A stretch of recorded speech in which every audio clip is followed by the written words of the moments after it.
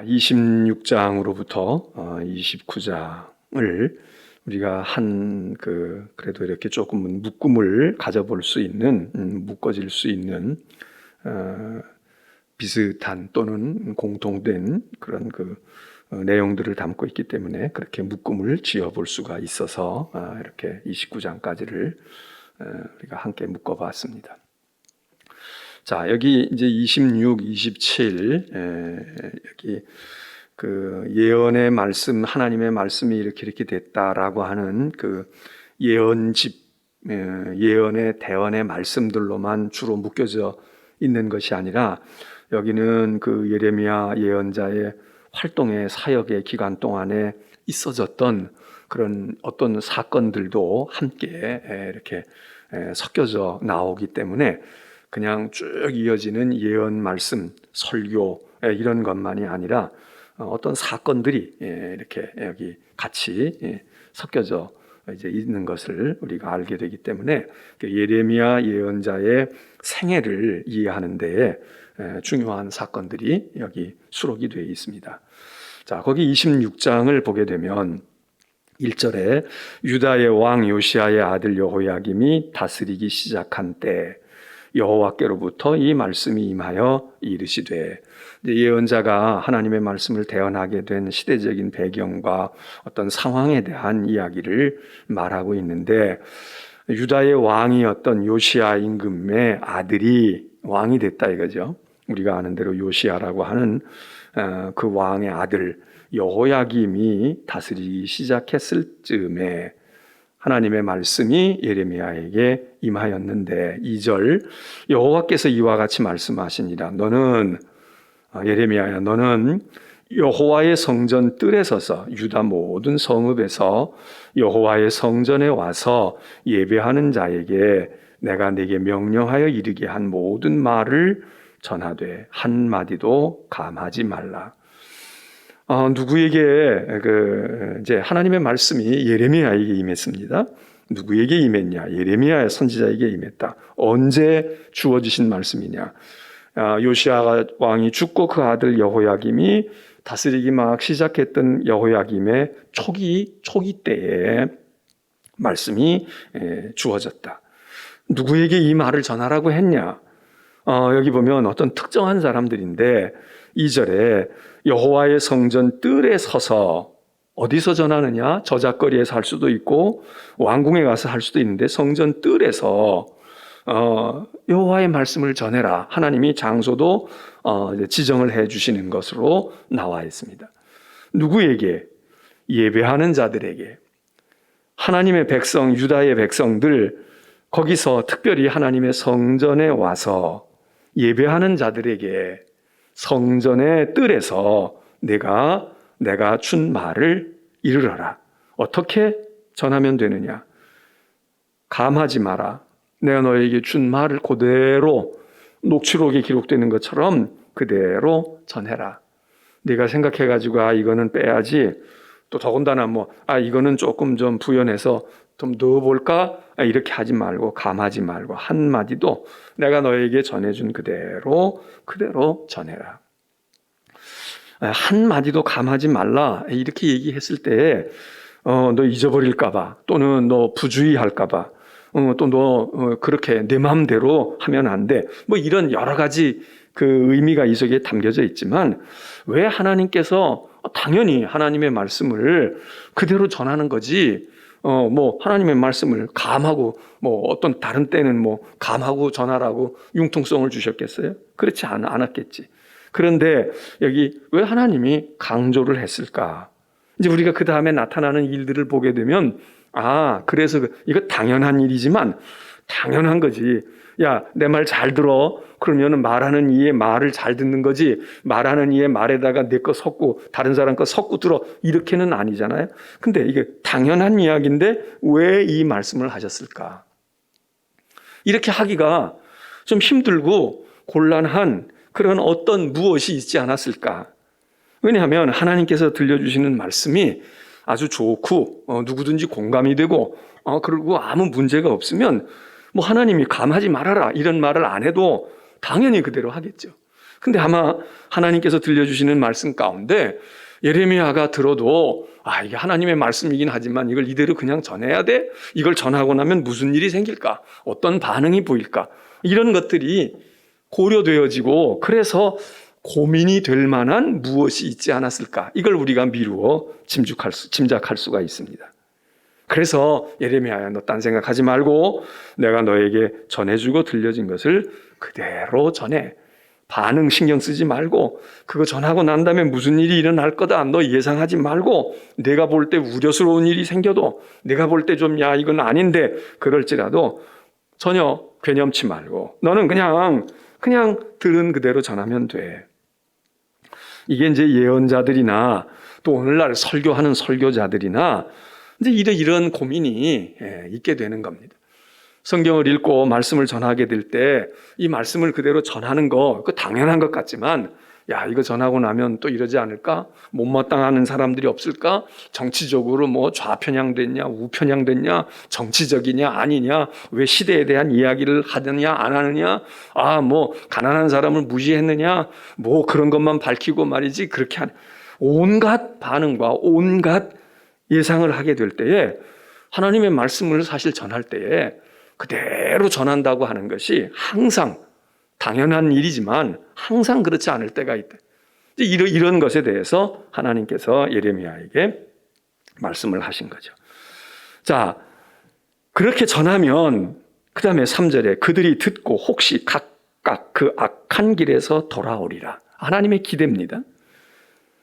그들이 듣고 말이야, 악한 길에서 돌아와. 그러면 내가 그들의 악행으로 말미암아 그들에게 재앙을 내리려 한 뜻을 돌이킬 거야.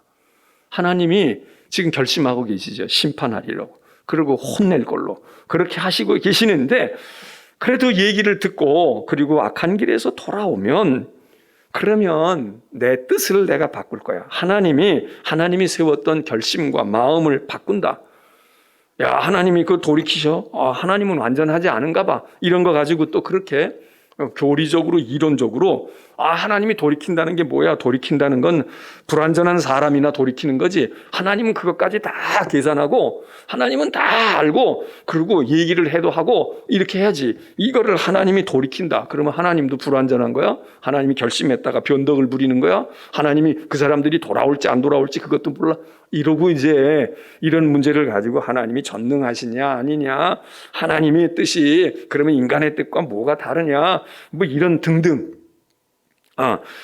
별의별 이론의 여지를, 그러나 그냥 이걸 그렇게 무슨 복잡하게 그렇게 생각하는 게 아니라 하나님께서 말씀하시는데 듣고 돌아오면 내가 딴 것도 아니고 재앙을 내리려고 했던 건데 고칠 수도 있어, 바꿔줄 수도 있어. 자, 여기까지 들으면 참 이건 얼마나 고맙고 감사한 일입니까? 그래서 예레미야에게 하시는 말씀이 돌아오게 해라. 악한 길에서 돌아오게 해. 그리고 그렇게 되면 하나님도 돌아갈 거야. 하나님도 바꾸실 수 있어. 자, 4절, 너는 그들에게 이와 같이 이르라. 여호와의 말씀에 너희가 나를 순종하지 아니하며 내가 너희 앞에 둔 내 율법을 행하지 아니하며 내가 너희에게 나의 종 선지자들을 꾸준히 보내 그들의 말을 순종하라고 하였으나 너희는 순종하지 아니하였느니라. 그런데 돌아오면은 좋은데, 그런데 4절의 말씀에 보면 순종하지 않는다는 거예요. 율법을 내가 그렇게 가르쳐주고 그렇게 하라고 얘기해도 행하지 않는다는 거예요. 더군다나 5절에 보면 이게 그냥 한 번 얘기했는데 왜 안 들어? 왜 안 해? 이런 게 아니고 하나님이 여러 예언자들과 여러 대언자들을 보내셔서 이게 어제 오늘 이렇게 하루 이틀의 문제가 아니라 오랜 기간을 두고 수십 년, 또 길게 잡으면 수백 년을 두고 많은 하나님의 종들을 보내서 내 말 좀 들어라, 순종해. 그러면 너희에게 이로울 건데, 너희에게 길이 있을 텐데. 그러고 이게 하루 이틀이 아니다 이거죠. 그렇게 얘기를 했지만 순종해오지 않았잖아, 그 얘기입니다. 순종하지 않았잖아. 그러니까 6절에 내가 이 성전을 실로같이 되게 하고, 이 성전, 어느 성전? 예루살렘 성전을 실로, 실로라고 하는 것은 사실 예루살렘이 다윗 왕이 예루살렘에 하나님의 법궤를 모셔오고 그리고 솔로몬이 성전을 짓고 이렇게 해서 거기가 이제 거룩한 하나님의 전의 장소가 되어져서 예루살렘 그러지만 사실 처음에 사사시대를 거치고 그리고 사무엘이 제사장 겸 선지자 겸 왕이 없을 때 왕 못지 아니하는 권한을 가지고 그리고 이스라엘을 이끌어 갈 때에 그때의 중심지는 거룩한 하나님의 도성의 중심지는 어디냐? 엘리 제사장이 있던 실로라고 하는 것 아니에요? 그래서 그 실로에서 사무엘도 거기서 어린 시절을 보냈고 그 실로에 하나님의 성막이 있어서 거기서 하나님의 음성을 듣기도 하고 그렇게 됐던 것, 그러니까 예루살렘의 원 근거지라고 볼 수 있는 것이죠. 근데 이 예루살렘 성전을 과거 오래전에 있었던 실로 짝이 나게 하겠다. 실로가 되게 하겠다. 실로처럼 만들 거야. 그 실로가 어떻게 됐느냐. 실로가 망하잖아요. 실로가 다 무너져 버리잖아요. 엘리 제사장이 목이 부러져서 죽고 그 아들들이 타락한 제사장들이 되어서 다 전쟁터에서 죽어버리고 그래서 실로의 영광이 하나님의 영광이 다 떠나고 이게 하나님의 거룩한 축복의 그런 성소인지 아닌지 모를 정도로 폐허더미가 돼버려. 그 얘기를 지금 하시는 거예요. 이 예루살렘이 실로 짝 날 거야. 이 성을 세계 모든 민족의 사람들이 비웃고 아이고 하나님의 성소라더니 하나님이 살아계시고 하나님은 유일의 하나님이라고 그러고 하나님이 우리를 이렇게 하신다고 하더니 꼴 좋구나. 그래 너희 하나님 섬긴 결과가 그거냐. 그리고 사람들이 다 저주하고 비웃고 비아냥거리는. 여러분 지금 이 전염병의 사태 속에서도 어쨌든 이런저런 이유로 교회가 얼마나 만신창이가 되고 침뱉음을 당하고 조롱거리가 되고 많은 사람들이 비웃고 말이죠. 비아냥거리고 심지어는 뭐 교회가 이번 기회에 다 없어졌으면 좋겠다. 신천지고 뭐고 다 없어지고 말이지. 그랬으면 좋겠다. 뭐 활 나간다 총 나간다 말 얘기하는 사람들 생각해보면 그럴 수도 있겠다. 그런 생각을 해보지만 그러니까 지금 여기 실로같이 되게 하고 그리고 저주거리가 되게 하고 비방과 조롱거리가 되게 한다. 하나님이 이렇게 말씀을 이제 하신 것을 예레미야가 가서 이야기하게 됩니다. 그러면 이런 이야기를 들을 때 제일로 기분 나쁜 사람들이 누구겠어요? 유대인들이겠지. 우선 유다의 백성들일 뿐만 아니라 이 성전을 지금 이끌어가고 있고 성전에서 기득권을 가지고 있고 성전에서 행세하고 있고 여기 거룩한 곳이야. 그랬던 사람들 아니냐. 예레미야가 7절에 성전에서 여호와의 성전에서 이 말을 하니까 사람들이 들어요. 누가 들어? 성전이니까 제사장들 많이 있겠지. 그리고 선지자들도 있어. 그리고 모든 백성이, 이 백성이 무슨 이방인이겠어요? 하나님의 백성들이 듣더라. 자, 예레미야의 이 26장의 예언은 세상에 나가서 한 것도 아니고 국회에서 한 것도 아니고 저 시장 저작거리에서 한 것도 아니고 하나님의 말씀을 하나님의 성전의 뜰에서 해라. 그리고 누구냐? 그 성전에 장사하러 온 사람들이 아니고 예배하러 온 사람들에게, 예배자들에게, 하나님의 백성들에게 이 예언을 말해라. 그래서 여기 그 사람들이 제사장, 선지자, 모든 백성들이 들었다. 자, 듣고 어떻게 됐을까? 8절에 예레미야가 여호와께서 명령하신 말씀을 모든 백성에게 전하기를 마치니까 제사장들과 선지자들과 그 말씀을 들은 모든 백성이 누구를 예레미야를 붙잡고 하는 말이 너 죽고 싶어? 너 반드시 죽어야 하리라. 너 살지 못하겠네. 넌 감옥에 쳐넣어야 되겠네. 너는 문제가 많네. 정부에 대해서 도전하고 그리고 이 성전에 대해서 이렇게 모독을 행하고 그리고 얼토당토않고 어떻게 함부로 내 입을 놀리느냐. 넌 반드시 죽을 거야. 그래서 고발하고 수사에 들어가고 그랬다는 거 아니에요.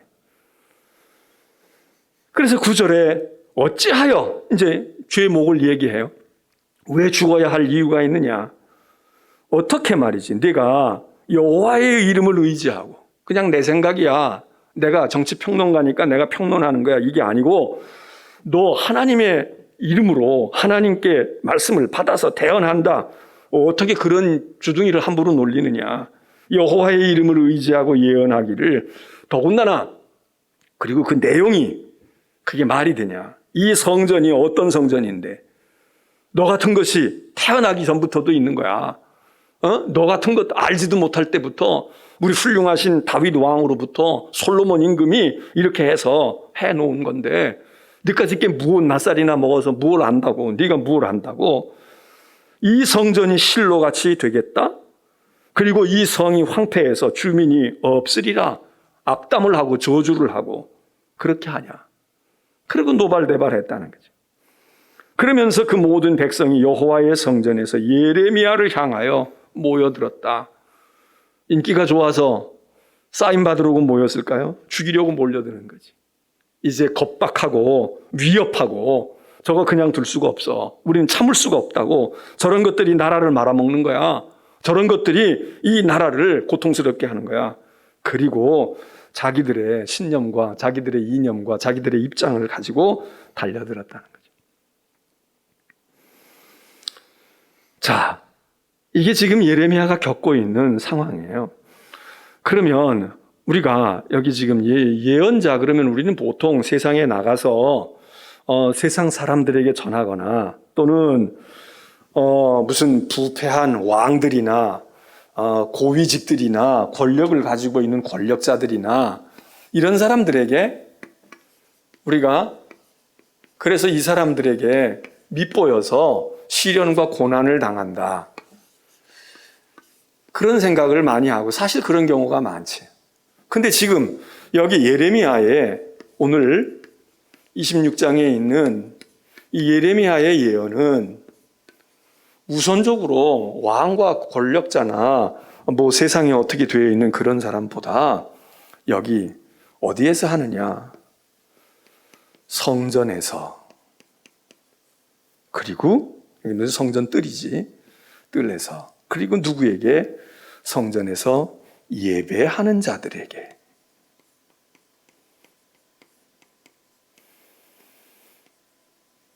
예언은 이런 세상, 사회, 믿지 않는 불신의 세속적인 세상, 이런 데에 있는 사람들에게 하는 것을 우리가 먼저 생각을 해요. 그거를 예언의 가장 많은 부분이 여기서 하나님도 경외할 줄 모르고 하나님 믿지도 아니하고 이렇게 생각하는데 지금 26장에 있는 예레미야의 예언은 이런 사람들보다 먼저 성전 뜰에서 지금 예배하러 왔어. 제사하러 온 사람들에게 예언을 해라. 이 사람들만 문제가 있고 이 사람들만 그런 게 아니라 여기다가 들려줘. 이 사람들이 돌아오지 않는 거는 고사하고 여기도 안 돌아와. 여기다가 얘기를 해. 그런 의미가 있다. 우리가 이제 예레미야를 이야기하게 되면 이사야 예언자와 예레미야를 종종 비교할 때가 많이 있습니다. 왜냐하면 이 두 사람이 너무 예언에 큰 봉우리들이기 때문에 예언자들이 많이 있지만 예언자들 가운데 많은 영향을 주었던 그런 두 쌍벽을 이루는 예언자라 그렇게 볼 수 있잖아요. 물론 예언서에 에스겔도 있고 뭐 또 넓게 잡으면 다니엘도 예언서에 포함을 시켜서 4대 예언서 이렇게 하게 되면 예레미야, 이사야, 예레미야, 에스겔, 다니엘 이렇게 네 사람을 꼽기도 하지만 거기 있는 에스겔이나 다니엘은 조금 성격을 우리가 같이 여기 이 이사야와 예레미야는 시대도 거의 비슷하고 물론 예레미야가 후대의 사람이고 이사야가 조금 먼저 있는 시대적인 상황이 좀 다르긴 하지만 그리고 성경의 분량도 예언의 분량도 많은 분량을 그리고 시간적으로도 이사야나 예레미야나 오랜 시간을 10년 이렇게 하고 만 사람들이 아니라 적어도 수십 년 동안 하나님의 부름을 받고 그리고 예언의 활동을 오래 했고 많은 왕들을 거쳐갔고 그렇게 하면서 했던 그런 흡사한 것이 있고 영향력이 컸던 예언자들의 아주 거두이기 때문에 그렇게 봐요. 그리고 예언 물론 하나님의 예언자니까 결국은 같은 말씀이죠. 하나님의 말씀을 들어라 회개하고 돌아와라 하나님을 잘 섬겨라 뭐 이런 등등의 공통점이 있지만 약간 시대적으로도 좀 다르고 이사야보다는 예레미야가 조금 더 암울한 조금 더 이제 배가 침몰하는 배가 더 많이 시간이 흘러서 이제 더 많이 가라앉는, 그리고 실제로 물속으로 꼬르륵 하고 들어가는 모습을 예레미야는 보고 있는 것이고, 그러면서 예레미야의 끝자락에는 그런 시대에 같이 침몰하면서 예언을 하고, 예언에 쭉 예언자들이 예언했던 것들이 실현되어지는 심판과 멸망의 모습을 이 예레미야는 몸소 겪으면서 인생의 후반부를 마치는 예언자고, 이사야는 조금 더 전에 아직은 나라가 완전히 바벨론에 끌려가고 이러는 게 아니고 위태위태해서 지금 거의 이제 침몰에 가고 있는 요런 그 시대적인 차이가 있지만, 그것뿐만 아니라 이 이사야는 조금 더 정치적인 이슈, 사회적인 이슈, 다시 말하면 윤리와 도덕적인 이런 이슈들이, 이런 문제들이 이사야는 더 아주 예레미야에 비해서 조금 더 강력하게, 조금 더 세밀하게, 조금 더 많은 분량으로 그렇게 다루어져요. 근데 예레미야는, 물론 예레미야도 이런 이야기를 하고 있지만, 예레미야는 이사야에 비해서 이사야보다는 조금 더 종교적이에요. 조금 더 그냥 신앙적인 것. 그래서 예배와 제사 이런 문제에 대해서, 물론 예레미야도 시대를 말하고 정치를 말하고 뭐가 잘못된 것을 이야기하지만 이사야보다는 예레미야는 좀 더. 그래서 지금 성전 뜰에서 예배하는 자들에 대해서 예언하는 것도 바로 이런 예레미야의 이런 맥락이다. 왕들이 어떻게 됐다, 부유한 사람들이 어쨌다, 권력 가진 사람들이 어쨌다, 그것만이 아니라, 예레미야도 그 얘기를 하죠. 그것만이 아니라 예레미야는 그 못지않게 성전 뜰에서 하나님께 예배하는 사람들. 그러니까 유대인들이나 이 사람들이 신앙생활을, 하나님을 섬기는 신앙생활을 하는데, 신앙생활에서 중요한 게 많지만 신앙생활에서 아주 중요하고 양보할 수 없고 빼놓을 수 없는 게 뭐겠어요? 그게 성전이에요. 자, 성전 뜰에서, 성전에서, 예루살렘 성전이 얼마나 중요한가요? 우리로 말하면 교회란 말이죠. 우리가 신앙생활을 얘기할 때 다른 거 많이, 사회생활도 잘해야 되고 빛도 되고 소금도 돼야 되고 그러지만, 역시 신앙생활의 중심이 교회 중심이어야 한다. 성전을 멀리하면 안 돼. 교회 중심이어야 한다. 이런 얘기를 우리도 하잖아요. 그 마찬가지지. 그럼 성전 중심이라는 건 또 성전 중심이라는 게 뭐야? 예배당 한 바퀴 맨날 돌고 가면 되는 거야? 왔다 갔다 할 때, 출퇴근할 때 교회 한번 지나서 마당 밟고 가면 되는 거야? 그것보다는 성전 중심이라는 게 뭐예요? 이게 제사 중심이잖아요. 오늘로 말하면 예배 중심인 거 아니에요? 그러니까 우리가 이 코로나 사태에서도 우리가 세상이 오해를 하거나 욕을 하거나 비방을 해도 교회를, 건물에 간다, 교회 와서 뭘 어떻게 한다, 그 예배 때문에 그러는 거 아니에요? 예배. 그러니까 딴 거는 몰라도 예배는 드려야지. 예배는 끝까지 우리가 붙들고 있어야지. 예배는 생명과 같이 소중한 거지. 그래서 주일날 하나님의 교회에 가야지. 이러는 것에서 실천하는 과정에서 이제 우리가 사회 사람들이 이해 못하는 것도 있고, 또 우리도 노력을 하지만 한계가 있으니까 어쩔 수 없어서 그걸 감수하고라도 예배 드리려고 하는 거. 그래서 이렇게 지금 오프라인이 돼도, 오프라인으로 못해도 온라인으로라도 우리가, 이게 차선책이지만 오늘날 문명의 이기가 있으니까, 이런 도구가 있으니까, 과거 같으면 교회 못 가면 못 가는 거지 어떻게 되겠어요? 그냥 영적으로나 그저 그러겠지. 근데 오늘날은 그래도 뭔가가 수단이 있고 방법이 있으니까 이렇게 할 수 있는 거, 이나마 이것도 다행인 거다. 근데 하여튼 이게 예배와 제사를 중요시하는 거 아니에요? 그런데 만일에 신앙이 병들거나 뭐가 잘못되어지면 어떻게 되겠어요? 성전을 무시해. 제사 안 드리려고 그래. 하나님도 없다고 해. 그까짓 거 해서 뭐하냐? 그리고 안식일 안 지켜. 11조도 안 드려. 기도 안 해. 그리고 하나님 절기 때 하나님께 나오지도 않아. 이런 형태로 잘못되는 경우가 있다. 그래서 종교개혁을 하거나 이럴 때에도 잃어버린 유월절을 지키게 하고, 하나님 앞에 안식일 안 지켰던 거 지키게 하고, 하나님의 율법을 우습게 알았던 것을 하나님의 율법을 가르치고 기도하게 하고, 이런 일들을 회복시켜서 이거를 고쳐가는 방법이 있는가 하면, 그런데 이것만이 아니라 또 하나 예언자들이 지금 여기서 지금 예레미야도 그렇고 이사야도 그런 얘기를 했지만, 또 하나의 형태는, 그러면 무조건 성정 중심, 교회 중심, 예배당 중심, 주일 중심 그렇게만 하면 다 오케이? 그런 사람들은 다 오케이냐? 아니다 이게. 아니다. 그래서 여기 지금 예배하는 자들에게, 세상에서 장사하고 있는 사람들에게 예언자가 지금 막 경각심을 불러일으키는 게 아니라 예배하고 예배 드리러 올라가고 예배 드리고 나오는 사람들에게 예언자가 지금 말하는 거예요. 너희 교회 중심만 하면 다 돼? 그러니까 오늘날도 이런 코로나 사태에서도 마찬가지예요. 무슨 소리야? 우리는 목숨 내대고 말이야. 일제 치하에서도 또는 공산당들이 뭐 어떻게 할 때도 우리는 목숨 내대고 죽으면 죽었지 예배는 드리는 거야. 신사참배 일본이 강요할 때도 우리는 예배 드렸던 사람이야. 그러니까 예배 드려야 돼. 예배해야 돼. 예배. 이러는 사람들이 있고. 또 한쪽에서는 야, 예배만 드리면 다 되는 거야. 예배 드리러 갔다가 코로나 옮기고 말이야. 예배 드린다고 그렇게 해가지고 하지 말라는 거 해가지고 이게 무슨 꼬라지냐. 그리고 막 또 비판하고 반대하는 사람도 있잖아요. 그러니까 교회 중심, 성전 중심, 신앙 중심으로 가야 되지만 이 성전 중심, 교회 중심이라는 게 예배하고 제사하고 예배당 뜰 안에서 그저 맴맴 돌고 말이야. 무슨 일이 있어도 우리는 여기를 떠나면 안 돼. 이러고만 있는다고 되냐?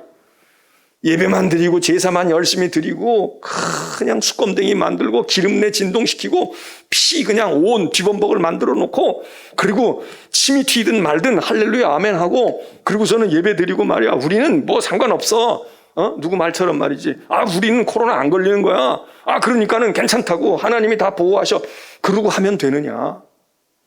이거 중심으로만 나가면 그러면 만사가 오케이야? 다 오케이야? 지금 여기 이 사람들은 이런 사람들로 볼 수 있잖아요. 지금 이 사람들에게 지금 예레미야가 잘 들으라고. 너희들 그 예배당 말이야. 뭐 하나님 어쩌고 저쩌고. 근데 하나님은 실로의 성전, 엘리 제사장이 있고 사무엘이 있는 실로도 다 하나님이 망가뜨리는 거야. 하나님의 마음에 안 들면 세상이 문제가 아니라 왕궁이 문제가 아니라 성전도 다 깨트리는 거야. 예수님도 예루살렘 성전을 허물라고 그러잖아요. 이 성전을 허물어라. 너희들이 이 성전이 대단하다고 그러고 뭐 이 예배당이 어떻고 우리가 75년 동안 섬겨왔고 100년 동안 어떻게 허물어 다 허물어. 내가 3일 만에 그것보다 더 나은 거 지을 수 있어. 이까지 성전이 중요한 게 아니잖아. 어떻게 보면 예수님도 굉장히 반골 기질이 있는 거지. 그러니까 똑같이 지금 여기 제사장들이나 여기 있던 사람들이 저거 죽여야 돼. 교인들도 다 죽여야 된다 이 얘기예요. 제사장이나 뭐 선지자들만 아니라 거기 있던 백성들이, 우리를 말하면 교인과 목사들과 장로들이 저거 죽여야지. 교회 필요 없어. 교회 안 나가도 된다고. 교회 없애도 된다고. 만일에 이런 식으로 나온다고 그러면 반감이 안 들겠어요? 예수님도 이 성전을 허물어 버려라. 이 성전을 허물어 버려. 너희가 성전 그리고 성전만 붙들고 있고 성전만 중요하다고 하지. 성전을 중요하게 하는 그 하나님, 진짜 보이지 않는 하나님의 의도와 하나님의 뜻에 포커스가 맞고 있느냐. 이게 중요한 건데 그냥 무조건 하나님 내세우고 이건 하나님을 위해 하는 거야. 이거는 신앙이야. 이건 성경에 있거든. 이건 1.1핵도 틀림이 없거든. 믿는 사람이 예배 드려야지. 그리고 무슨 소리야. 세상이 반대해도 우리는 죽어라고 해야지. 그러니까 오늘 우리가 볼 때에도 어떤 사람들이 보면 굉장히 성전 중심으로 아마 지금 이거 이렇게 거리두기 되는 것도 그런 생각 가지는 분들이 있을 거예요. 교회가 그런다고 그래? 투쟁을 해서라도 감옥에 가더라도 해야지. 목사들이 예배당을 문 닫고 목사들이 교회 오지 말라고 하는 게 그게 할 짓이냐. 이런 생각을 가진 분들이 있을 거예요. 왜? 교회를 사랑하고 성전 중심 하나님께 예배하고 이거를 중요하게 여기는 거겠지. 근데 여기 지금 예레미야가 성전 실로 폐허되듯이 예루살렘 성전 폐허된단 말이야. 그 얘기를 한다 이거예요. 그러니까 여기 사람들이 반감이 없겠어요? 그래서 10절에 보니까 유다의 고관들이 이 말을 듣고 왕궁에서 여호와의 성전으로 올라가 여호와의 성전 새 대문의 입구에 앉으매 제사장들과 선지자들이 고관들과 모든 백성에게 말하여 이르되, 이제 이거 예레미야에 반대하는, 예레미야에게 공격을 받았던 사람들이 하는 말이, 이 사람은 죽는 것이 합당하니. 자, 아까도 얘기했잖아요. 저거 죽어야 되겠네. 저거 죽으려고 저러는 거지. 너 죽고 싶어? 그러니까 여기 얘기가, 여론이 다 그렇게 도운 거 아니에요 지금? 저거 다 여론조사 요즘 같으면 했겠지. 그러니까 백성들도 다 원하니까 얼마나 좋겠어요. 그러니까 이 사람은 죽어 마땅하다. 여론조사 하니까 거기도 그렇고 우리가 봐도 그렇고 이 사람은 죽는 것이 합당하니 너희 귀로 들음과 같이 이 성에 관하여 예언하였습니다. 팩트다 이거야. 팩트. 요즘 말로 하면 거짓 뉴스가 아니야. 가짜 뉴스가 아니고 너희가 들었잖아. 녹음했잖아. 우리가 다 촬영해왔잖아. 광화문에서 뭐라고 떠들었는지 다 알잖아. 저거 어떻게 입을 올렸는지, 저게 뭐라고 신문 기자하고 인터뷰를 했는지 다 알잖아. 사실이라 이게. 팩트다. 이 사람이 죽는 것이 합당하니 죽을 만한 이유가 있어. 왜? 우리가 귀로 다 들었어. 우리가 다 녹취 떠났거든. 우리가 다 캡처해놨거든. 알잖아. 거기 어떻게 카톡에서 얘기했는지, 밴드에 들어가서 뭐라고 말했는지, 트위터에서 뭐라고 떠들었는지 다 있잖아. 여기 증거가 확실해. 그러니까 고소고발하고 그리고 저건 틀림없이 감옥에 넣어서 죽을 거야. 이 성에 대해서 말하였습니다. 예언하였습니다. 어떻게 예언했을까요? 악담했다 이게. 악담. 저주했다. 조금 약화하면 비판했다. 반대했다. 못마땅한 소리를 했다. 그러니까 저거 죽어야지. 악담했으면 죽어야 되고 비판했으면 징역살이 해야 되고 그리고 무언가가 조금 의아스럽게 사실도 아닌 거 떠벌렸으면 벌금형 때려야지.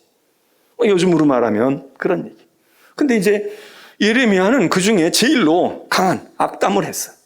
저주를 했어. 하나님을 모독하듯이 왕에 대해서 모독하고 성전에 대해서 모독하고 악담 저주를 했으니까 죽는 것이 당연하죠. 살아나오기 어려울 걸, 다시 일어나기 어려울 걸 그 얘기했다는 거예요. 여러분 역사에 이런 일들이 많고 교회의 역사에도 이런 일들이 많잖아요. 예레미야가 이런 어려움을 겪어. 12절 예레미야가 모든 고관과 백성에게 말하여 이르되 다시 이제 말하자면 이제 예레미야가 자기 변명을 하거나 자기 입장을 얘기하겠죠. 여호와께서 나를 보내사 너희가 들은 바 모든 말로 이 성전과 이 성을 향하여 예언하게 하셨느니라. 자, 예레미야가 입장이 곤란하면 나 그런 말 하지 않았어. 이렇게 할 수 있어요. 그리고 또 요즘에 흔히 하는 말로 그건 그런 뜻이 아니야. 앞뒤 다 잘라내고 그렇게 얘기하지 마. 내가 얘기한 취지는 그거 아니야. 이런 얘기하는 사람도 얼마나 많아. 여론이 이상하게 돌아가거나 자기가 던져놓고 이거 반응이 다른데 내가 생각한 거하고 다른데 그러면 얼른 거둬들이는데 말 안 했다. 난 한 적이 없어. 이러는 경우도 있고 근데 요즘엔 하도 기록도 많고 찍어놓은 것도 있고 그러니까 그래도 시침이 뚝 떼고 녹음 안 했으니까 너 녹음 안 했으니까 너하고 나하고만 얘기한 건데 난 안 했어. 그리고 딱 잡아떼는 경우도 있을 거고 또는 얘기를 했어. 내가 얘기했다 맞아. 근데 난 그런 뜻으로 얘기한 게 아니야. 그 말은 그게 아니고 이러고 아주 구태하게 아주 구차스럽게 그렇게 변명하는 경우도 있고. 근데 여기 예레미야는 그대로 시인을 해요. 그래 너희가 말한 대로야. 근데 그거는 하나님께서 나에게 가서 너희에게 그 말을 하라고 하셨어. 맞아. 너희가 들은 그 말대로 실로는 폐허가 된다는 거야. 이 성전과 이 성을 향하여 예언하도록 하나님이 주신 말씀이야. 내가 죽으면 죽었지. 난 하나님이 가감하지 말고 하라고 하셨거든. 13절 그런즉 너희는 너희 길과 행위를 고치고 또다시 얘기해. 물러서지를 않아. 하나님이 악한 길에서 돌아오라고 얘기했는데 너희 길과 행위를 고쳐야 돼. 나를 고치려고 하지 말고 너희 길과 너희 행위를 고쳐. 그러면 너희 하나님 여호와의 목소리를 청종해. 그러면 여호와께서 너희에게 선언하신 재앙에 대하여 뜻을 돌이키시리라. 아까도 얘기했잖아요. 그렇게 해서 돌이키면 하나님이 돌이킬 거야. 하나님이 돌이키면 너희는 살아. 그러면 실로는 폐허가 되지 않을 수 있어. 지금 똑같은 얘기를 하는 거야. 예레미야가 위협을 당했다고 해서 말을 바꾸거나 한 말을 안 했다고 하거나 변명을 해서 그 말은 그 뜻이 아니고 이렇게 두루뭉실로 얼버무리질 않고 맞아. 근데 분명한 건 하나님이 얘기하신 거야. 그리고 분명한 건 너희가 그대로 듣고 돌아오면 하나님 말씀대로 하나님이 모든 진노의 손을 거두실 마음이 있으시대. 14절 보라. 자, 예레미야가 참 성품이 가냘프고 눈물이 많은 사람이지만 얼마나 강한가 봐요. 보라, 나는 너희 손에 있으니 너희의 의견에 좋은 대로 옳은 대로 할 수 있잖아. 너희들이 나를 사형을 시키든지 감옥에 쳐넣든지 추방을 하든지 금고형을 때리든지 나는 너희 손에 있어. 너희가 다 권력 있잖아. 칼 잡았잖아. 너희들 다 편이잖아. 너희들 수하에 다 있잖아. 너희 입맛에 맞는 권력들이 다 있잖아. 너희 손에 있으니 너희 의견에 좋은 대로 옳은 대로 해. 너희가 마음먹은 대로 해라. 그러나 15절, 그러나 분명히 알아라. 내가 분명히 얘기할 것 있어. 너희가 나를 죽이면 반드시 무죄한 피를 너희 몸과 이 성과 이 성 주민에게 돌리는 것이니라. 너희들 하나뿐이 아니야. 너희들의 피가 다 이 무죄한 피를 흘린 그 피의 대가가 너 재판한 사람들, 너 지금 너희들 이렇게 집행한 사람들 뿐만 아니라 이 모든 성과 이 모든 주민 백성에게 다 돌아가. 이것은 여호와께서 진실로 나를 보내사 이 모든 말을 너희 귀에 말하게 하셨습니다. 너희 지금 제사장과 고관들만이 아니라 너희 백성들도 들었어. 너희 백성들도 다 들었어. 그러니까 너희가 다 연대 책임이 있어. 이게 무슨 권력 가진 사람 하나만이 아니라 그거 참모로 옆에서 도운 녀석들, 그리고 거기에 충동돼가지고 거기서 녹 먹고 빌 붙어가지고 그렇게 했던 녀석들, 너희들 모두에게 그 피의 값이 갈 거야. 하나님께서 말씀하시고 내가 분명히 너희 귀에 들렸다. 자, 이 15장에 15절에 예레미야가 내가 무슨 힘이 있냐? 내가 지지 세력이 있냐? 내가 무슨 나를 뒷배 태워주는 사람이 있냐? 없어. 나 근데 하나님 보내시고 하나님 말씀하셔서 그냥 하는 것뿐이야. 좋은 대로 해. 알아서 해. 너희들 마음대로 해. 너희들 원하는 대로 난 그대로 당할 수밖에 없어. 그러나 한 가지 분명히 하자. 나중에 어떻게 되는지 두고 보자. 그 얘기죠. 두고 보자. 그런데 사실 이렇게 얘기해도 대개 변화가 안 일어나요. 변화가 일어나지 않는다고. 그런데 16절 이하에 이상하게 방향이 돌아가는 거예요. 이런 경우가 사실 많지 않거든. 이렇게 말한다고 해가지고 사람들이 감동받고 회개하고 돌이키고 이렇게 되지 않는다고. 어차피 다 정해진 대로 각본대로 다 흘러가니까. 그런데 여기는 예레미야 이때 말이에요. 자, 16절 고관들과 모든 백성이 제사장들과 선지자들에게 이르되 이 사람이 우리 하나님 여호와의 이름으로 우리에게 말하였으니 죽일 만한 이유가 없느니라. 이건 놀라운 일이에요. 사실 세상이 이렇게만 되면 데모할 만한 거지. 이렇게만 되면 나서서 목소리를 높일 만한 거지. 야, 이 놀라운, 요즘으로 말하면 여론조사 했더니 여론이 돌아서기 시작을 하는 거예요. 정당의 지지도가 바뀌기 시작을 하는 거예요. 그리고 그게 뭐냐? 듣기는 불편해. 좋은 소리는 결코 아니야. 우리를 기쁘게 해주는 건 아니야. 그런데 이 사람이 여호와의 이름으로 우리에게 말했다네? 이게 하나님의 말씀을 했다네? 그렇다면 우리가 듣기에 좋든 안 좋든 우리가 죽이면 안 되잖아. 이거 죽여서는 안 되잖아. 이 사람이 자기 생각대로 기분 나빠서 또는 정적들을 없애버리기 위해서 자기가 정권을 잡으려고 이렇게 얘기했다면 이거는 우리가 기분 나쁘게 생각해야 되지만 이게 그게 아니고 하나님이 말씀을 하셨다는데, 하나님이 말씀하신 걸 전해주었다면 우리가 들을 때 좋고 나쁘를 떠나서 아니라 이거 하나님 말씀이니까 우리가 귀에 한번 들어야지. 그리고 왜 이 사람을 죽여야 되냐? 죽일 수 없겠네. 죽였다 큰일 나겠네. 아마 예레미야가 15절에서 강력하게 그래 나를 죽여. 나는 여한이 없다. 죽어도 괜찮아. 근데 너희들 인생은 너희가 책임지는 거야. 너희 자식들과 이 나라의 꼬락서니는 너희가 책임지는 거야. 이런 것이 그들에게 위협이 되고 겁이 되는지 모르지만 아마 이 예레미야의 진실성을 알았겠고 하나님께서 역사하셨겠지. 그래서 사람들의 마음이 돌아섰어요. 이 사람들이 8절에서는 어떻게 얘기했어요? 네가 반드시 죽어야 하리라 이랬던 사람들이야. 반드시 넌 죽을 거야. 넌 아주 죽을 짓을 하고 있구나. 너 죽으려고 아주 작심을 했네. 이랬던 사람들인데 야, 죽일 수가 없네. 죽일 이유가 없네. 죽여서는 안 되겠네.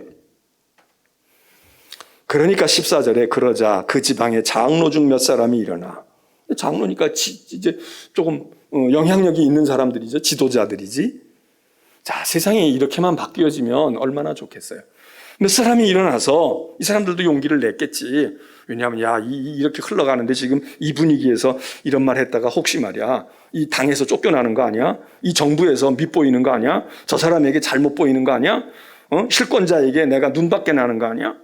그러는데 몇 사람이 일어나서 백성의 온 회중에게 하는 말이 역사 이야기를 하는 거예요. 이 역사가 중요한 거죠. 지금도 우리가 뭐 광복절 끝나고 역사가 어쩌니 저쩌니 했는데 역사를 제대로 알고 하면은 괜찮은 거고 왜곡시키면은 안 될 일이지. 근데 여기 보니까 옛날 이야기를 해요. 장로쯤 됐으니까 나이도 먹었겠지? 회중에게 하는 말이 18절. 유다의 왕 히스기야 시대를 한번 돌이켜보자. 모레셋 사람 미가, 우리가 알고 있는 미가 예언자. 미가가 유다의 모든 백성에게 예언했어. 그때도 예언했어. 미가가 예언을 했다. 뭐라고 했냐? 만군의 여호와께서 이와 같이 말씀하셨느니라. 시온은 밭같이 경작지가 될 것이며 시온의 그 화려했던 도성이 들판같이 야생의 들판처럼 그냥 새들이 짐승들이 뛰노는 경작지가 될 것이고 예루살렘 거룩한 성이 돌무더기가 되고 이 성전의 산은 저 이방 산당의 숲과 같이 내버린 것이 되리라. 그렇게 누가 얘기했냐? 미가 선지자가 그랬다는 거예요. 옛날에 히스기야 왕 때 지금 예레미야가 얘기하는 거 똑같아. 실로처럼 될 거다.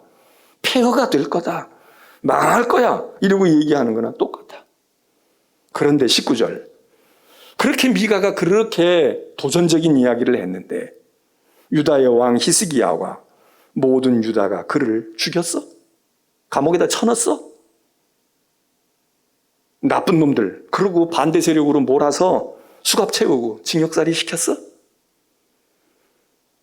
오히려 히스기야가 여호와를 두려워하여 그 얘기를 듣고 귀담아 듣고 히스기야가 자기에게 별로 호감적인 이야기를 한 게 아닌데 자기 지금 정치 잘못하고 있다고 하는 건데 그리고 막 사람들 선동하는 꼴이 된 건데 히스기야가 하나님을 두려워해서 왜? 하나님이 하신 말씀이라니까 여호와께 간구하며 미가를 탓하거나 미가를 어떻게 갖다 처해서 저것들 세력을 없애버려서 입을 다물게 해야 되겠다 이렇게 하지 아니하고 하나님께 간구했다. 하나님께 간구하여 여호와께서 그 간구를 들으시고 그들에게 선언한 재앙에 대하여 뜻을 돌이키지 아니하셨냐? 역사 속에 있었다는 거예요. 이런 일이.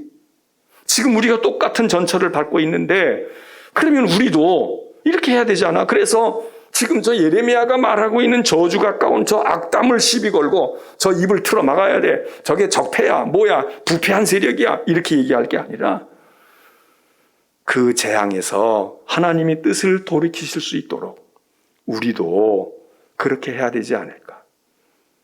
우리가 이같이 하면 어떻게 하면 지금 여론 돌아가는 대로 하고 막 이렇게 해가지고 만일 이 예레미야를 이렇게 하면 우리가 스스로 우리의 생명을 스스로 심히 해롭게 하는 것이니라. 야, 이게 기적이 기적. 이런 일이 그렇게 흔히 일어나질 않아요. 흔치가 않다고. 예언자들이 아무리. 그런데 이 예레미야가 목숨 걸고 지금 얘기했는데 분위기가 반전이 되는 거야. 그러니까 예레미야는 몇 번 죽을 고비를 넘기는데 여기서 이렇게 건짐을 받아요. 그래서 백성들 가운데 일부의 세력들이 야 이거 안 돼. 신중하게 하자고. 이거 이렇게 하면 안 되는 거야. 이게 하나님의 한번 봐도 저 양반 얘기가 진짜 하나님의 말씀인 것 같은데 우리가 하나님 앞에 간구하고 돌이키고 그래야지. 이 예레미야가 고생은 했지만 얼마나 이 순간이 감격스러웠겠어요. 그래서 흐름이 달라져. 그런데 이제 20절에 가서 보면 그래도 참 이 예레미야 시절에 예레미야가 이렇게 고군분투한 것 같지만 물론 하나님의 역사이긴 하지만 하나님께서 그 장로 몇 사람 또 백성들 가운데도 야 이거 아니야. 그리고 야 우리 이거 신중하게 생각해야 돼. 이런 사람들이 있었던 것처럼 그런 사람만 있는 게 아니라 여기 보면 또 한 사람의 진실한 예언자가 이름이 거론이 돼요. 지금 거짓 예언자들이 판을 쳐. 요즘에도 뭐 사실이냐 아니냐 페이크냐 팩트냐 뭐 이런 이야기 하면서 가짜 뉴스야. 이건 진짜야. 뭐 이런 거 떠드는데 여기 지금 이 거짓된 예언자들과 거짓된 제사장들과 거짓된 지도자들이 판을 치고 있는데 이런 사람들이 난무하는 거예요. 정치 권력과 결탁을 해서. 그래서 그건 눈에 밉보이지 않으려고 그렇게 하면서 하고 있는데 그런데 일부의 장로들이 생각을 고쳐먹고 백성들이 야 이거 아니다 이러는 사람들이 있는가 하면 고군분투하고 있는 예레미야와 같이 진실한 예언자들이 있었던 것 같아요. 예레미야만큼 유명하진 않았지만 그런데 우리야라고 하는 예언자가 있었다는 거예요. 그게 이제 20절부터 나와요. 밧세바의 남편이었던 우리야가 아니라 이건 이름이 같은 동명이인이지. 예언자. 자, 20절에 보면 또 여호와의 이름으로 예언한 사람이 있었는데 곧 키리앗 여아림 스마야의 아들 우리야라고 하는 예언자다. 그가 예레미야의 모든 말과 같이 이 성과 이 땅의 경고함에 예언함에 자, 우리야는 예레미야와 똑같았어요. 예레미야의 말과 같았어. 이 사람도 하나님께로부터 그 받은 거예요. 맞아. 예레미야 예언자가 얘기한 그대로야. 예레미야의 예언자 예언이 맞은 예언이야. 이러고 예언하니까 21절 여호야김 왕과 그의 모든 용사와 모든 고관이 그의 말을 듣고서 왕이 그를 죽이려 하며 우리야가 그 말을 듣고 두려워 애굽으로 도망갔다. 이 우리야는 아마 예레미야만큼 그렇게 저명한 사람이 아닐 수도 있었겠지. 그러니까 또 여호야김 왕이나 이런 사람들이 생각할 때 지금 예레미야는 처단하고 싶어도 워낙 이 거봉이니까 거두이니까 이거 함부로 손대기가 좀 그렇고 그래서 어떤 이제 치밀하게 그러는데 이거 우리야는 뭐 어떤 지방에 있는 목사일 수도 있고 지방에 있는 뭐 예언자일 수도 있고 말이에요. 그냥 뭐 힘도 없고 그러니까 그냥 이건 갖다가 처분하면 처리해 버릴 수 있거든. 우리 옛날에 군부 독재 시절에도 뭐 어떤 신분이 무슨 주견이 대단한 것 같은 사람들은 건드리기가 힘드니까 잘 못 건드리고 그리고 이름 없는 저 전도사, 목사 이런 사람들은 슬그머니 갔다가 중앙정보부나 이런 데서 슬그머니 데려다가 고문시키고 그냥 죽으면 갖다 내버리고 이렇게 하는 경우가 상당수가 있었단 말이에요. 고문해가지고 아주 사람을 불구자로 만들어 놓거나. 그러니까 이 우리야라고 하는 사람이 이 예레미야와 같은 선언을 하고 예언을 했는데 이 사람이 견딜 수가 없으니까 이제 애굽으로 도망갔는데 어떻게 했냐 22절 여호야김 왕이 사람을 애굽으로 보내되 뭐예요? 요즘으로 말하면 인터폴 수사해서 국제협약에 의해서 범죄인 인도해라 그렇게 해서 잡아가지고 왔다. 애굽에 사람을 보내매 곧 악볼의 아들 엘라단과 몇 사람을 함께 애굽에 수사팀을 보내고 경찰을 보내고 그리고 끌고 오게 했더니 그들이 우리야를 애굽에서 붙들어가지고 범죄인도 받아가지고 여호야김 왕에게로 끌어갔다. 데려오매 왕이 칼로 그를 죽이고 그의 시체를 평민의 묘지에 던지게 하니라. 그러니까 예레미야의 그 역사에 있어서 지금 반전이 일어나긴 일어났지만 이 시대 자체가 지금 뭐 큰 흐름을 다 바꾸지는 못하고 그거 한 번 반짝 왔는데 지금 이 세력들은 계속해서 뭘 짓누르려고 하니까 뽐때를 보이고 너 예레미야도 경고하는 거야. 너 지금 우리야 죽는 거 봤지? 너 우리도 하면 할 수 있는 거야. 뭐 이런 것도 되겠지. 그래서 칼로 죽이고 그의 시체를 평민의 묘지에 던졌다. 그러면서 예레미야도 지금 여기 23절에서 그 다음에 예레미야가 어떤 일을 겪었는지는 얘기를 안 하고 있지만 그 행간을 우리가 읽어보게 되면 예레미야가 입지가 더 좁아진 거지.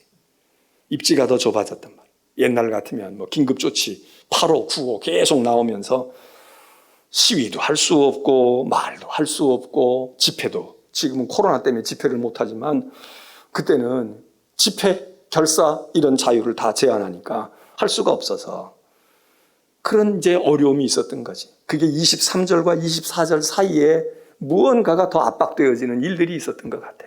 그래서 예레미야도 점점 운신의 폭이 좁아졌죠. 그런데 24절 사반의 아들 아히감의 손이 예레미야를 도와주어 그를 백성의 손에 내어주지 아니하여 죽이지는 못하게 하니라. 자, 예레미야가 계속 어려워요. 그런데 목숨은 붙어 있게. 목숨까지는 해하지 못해. 죽일 수는 없으니까. 옛날에 뭐 우리 김대중 대통령도 뭐 죽일 뻔 하다가 그거 쉽게 죽이기 쉽지 않잖아요. 죽일 수 없으니까. 그러니까 뭐 어떻게 하고 고문하고 막 이렇게 하고. 근데 목숨이 살아난단 말이죠. 워낙 거물이니까. 여기 지금 예레미야도 계속 지금 조여오고 있어요. 그런데 사반의 아들 아이감의 손이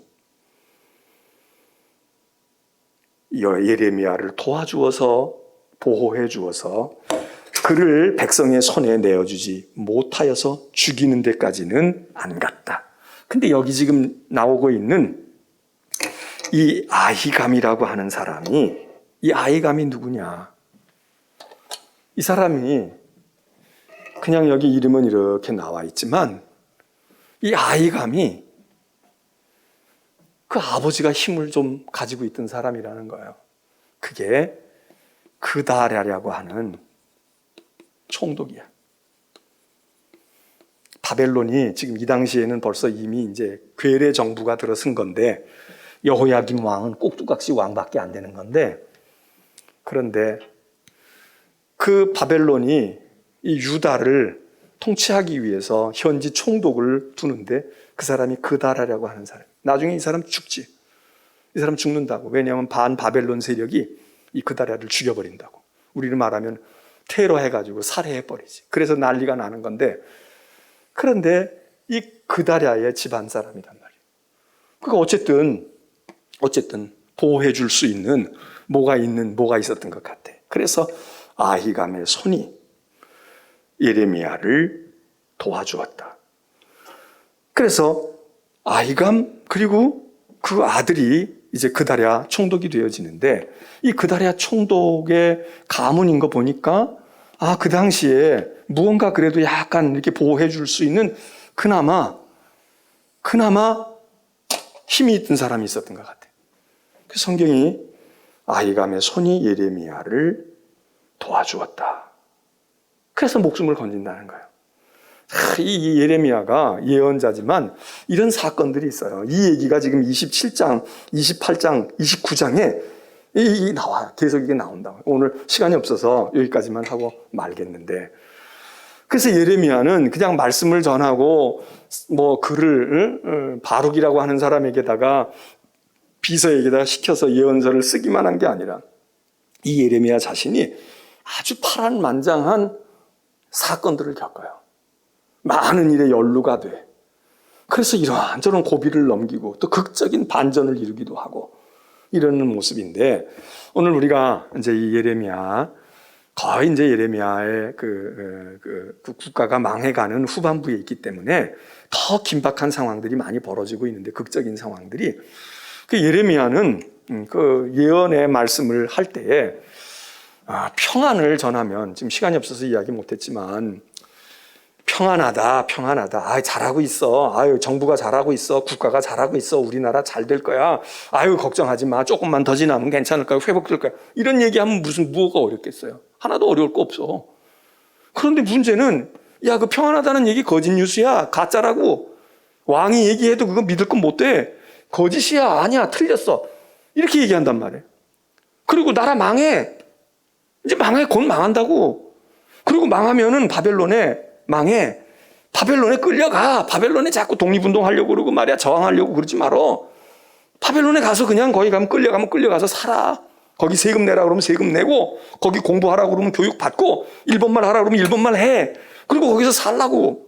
얼마 동안, 70년 동안 적어도 그렇게 해야 될 거야. 이런 이야기 한단 말이에요. 그럼 오늘날도 우리가 이런 얘기 하면은 우리가 좋다고 하겠어요? 우리가 좋다고 안 해. 근데 예레미야는 이게 좋고 안 좋고를 떠나서 그게 하나님의 계획이다, 이거야. 왜 하나님이 그렇게 하시느냐? 여태껏 많은 기회를 줬어. 근데 너희가 안 했잖아. 그러니까 이제는 하나님의 계획대로 가는 거야. 이 하나님의 계획을 너희가 거역하려고 그래? 이걸 거역하겠다고? 독립한다고? 뭐 해방한다고? 뭐 우리끼리 해본다고? 그러지 마. 그거 해봐야 되지도 않아.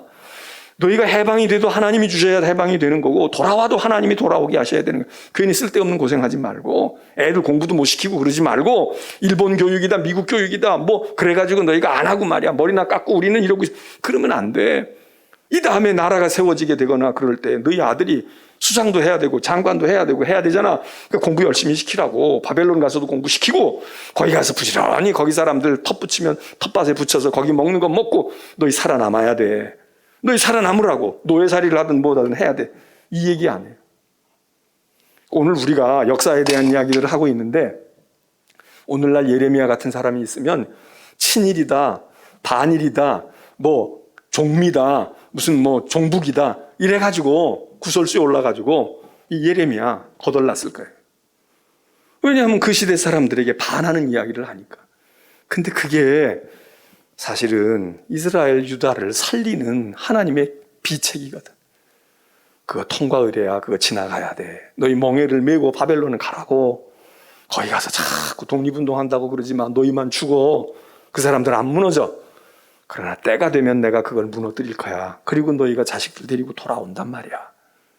너희가 잘못했으니까 매 좀 맞고 고생 좀 하고 살아. 눈물 좀 뽑으라고. 그러나 거기 가서 살아남아 견뎌. 그래야지 너희가 이제 정신 차렸으니까 나라를 찾아야 될 거야. 뭐 해야 될 거야. 이러고 막 독립운동만 하고 투쟁만 해가지고 되겠냐. 우리가 일제시대에도 투쟁만 하고 독립군만 하면 되겠어요? 나도 우리 할아버지가 독립운동하고 그리고 감옥을 옥고를 치는 분이지만 그렇게 해가지고 다 자식들도 그냥 뿔뿔이 흩어지고 아무것도 안 하면 어떻게 됐겠어요? 근데 어떤 사람들은 우리 같은 경우도 우리 할아버지는 그랬어도 우리 할머니는 자식들을 건사하고 가르치고 먹여야 되고 우리 또 저기 큰 아버지가 되는 맏아들 되시는 우리 큰 아버님은 아버지가 없으니까 당신이 뭘 어떻게 해서라도 어떻게 해야 되고 그러면서 그래도 소학교라도 다니고 뭐라도 하고 그리고 그 자손들이 공부라도 하고 이렇게 해서 그래서 견디어 왔잖아요. 그러니까 시대가 바뀌고 세상이 바뀌고 이렇게 되어질 때 조금씩 뭐가 되고 말이에요. 그렇게 되는 거지. 그냥 다 뿔뿔이 흩어져 버리고 다 그렇게만 되면 나라가 되겠나. 그러니까 한 사람이 완전하게 다 할 수 없다면 이 사람은 이런 공이 있구나. 이 사람은 이렇게 애를 썼구나. 우리 교회도 마찬가지예요. 신사참배 안 하는 거 중요한 거지. 안 해야 되지. 고문 받고 죽는 분도 있지. 순교하는 분도 있지. 그때 어떤 분들은 교인을 살려야지. 그래도 이거 이번에 교회 문 닫으면 안 되잖아. 그러니까 어떻게 해서라도 우리가 교회 영원히 폐쇄하면 안 되니까 학교를 영원히 폐쇄하면 안 되니까 조금 지금 이 고비만 넘기자. 그래 그냥 못마땅해도 그리고 고비를 넘겨가지고 그래서 우리나라 사립학교가 100년 된 학교도 있고 50년 된 학교도 있는데 어떤 학교는 중간에 다 폐교가 돼버렸단 말이야. 그럼 다 폐교된 학교만 있어야 그러면 이 나라가 살았을까? 그래도 그 교장 선생이 어떻게 하고 해서 내 자존심을 꺾더라도 여기를 살려서 여기 애들은 공부해야 돼. 여기 애들은 이렇게 해야 돼. 그리고 공부한 사람들, 그러고 있는 사람들이 있어서 또 그 사람들이 해외에 나가 공부도 하고 미국도 가고 중국도 가고 일본도 가고 그래서 그 사람들이 와가지고 뭣도 하고 이래서 우리가 그래 다 자기의 역할들을 했다. 좀 이렇게 하면 안 될까? 그래서 여기 지금 예레미야가 오늘날 만일 예레미야 있으면 예레미야는 적폐 중에 적폐. 너 재수없게 그런 소리 해? 끝끝내 싸워야지. 죽어도 싸워야지. 우리는 결단코 무릎을 꿇을 수 없어 이래야 되는데 예레미야는 무릎 꿇고 항복하라고. 그래서 살아야 돼. 때가 되면 기회가 온다. 하나님께 벌 받아야지. 그런 얘기 아니야. 그러니까 이게 살려두겠어요? 죽이려고 하지. 우리나라도 뭐 역사의 근세 조선의 역사에서 화친론을 얘기하는 사람도 있고 아니야 이거를 못마땅하고 속 쓰리고 자존심 상하지만 어떻게 쓰든지 화친을 해서 이 고비를 넘기자 이런 사람도 있고 아니야 끝까지 죽을 때까지 다 그래서 계백장군처럼 자기 부인도 자기가 목 베어버리고 자식들도 죽여버리고 그리고 결사대 600명 남겨가지고 완전히 몰살해가지고 끝나는 그래서 역사가 유지될 수도 있지 그 정신을 가지고. 그런데 그렇게 다 죽기만 하면 그러면 남겠냐고. 그러니까 여기 예레미야는 지금 얘기하는 거예요. 그러니까 예레미야가 고독한 사람이지. 백성들 편에서 죽을 때 같이 다 죽어야 되는데 예레미야가 야 이거 안 돼. 이렇게 하면 나라 장래가 없어. 그 다음 길게 봐. 멀리 보라고. 그리고 하나님을 의지해. 하나님을 절대로 신뢰해. 너희가 다 하는 거 아니야. 그리고 지금 이거 이렇게 하면 안 돼. 자, 이제 27장, 28장, 29장 여러분들이 읽어보세요. 그 후에도 사건들이 계속 나와요. 계속 사건들이 나타나고 거짓 예언자들이 예레미야를 계속 압박을 해.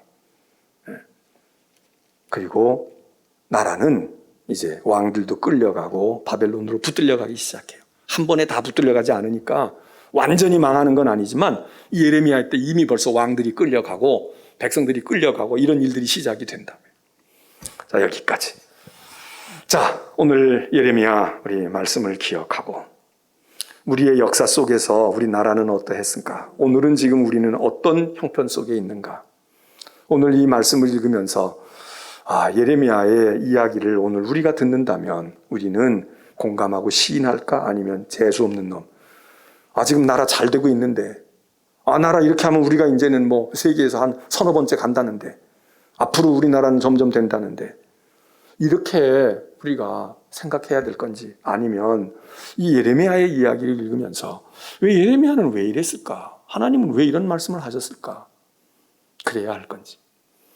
자, 우리 찬송을 말씀을 생각하고 377장 나그네와 같은 내가 힘이 부족하오니 우리 순례자의 찬송을 부르면서 기도하고 이제 새벽이나 금요일 날도 우리가 온라인으로 여러분들 같이 해주시길 바랍니다. 자, 찬송합니다.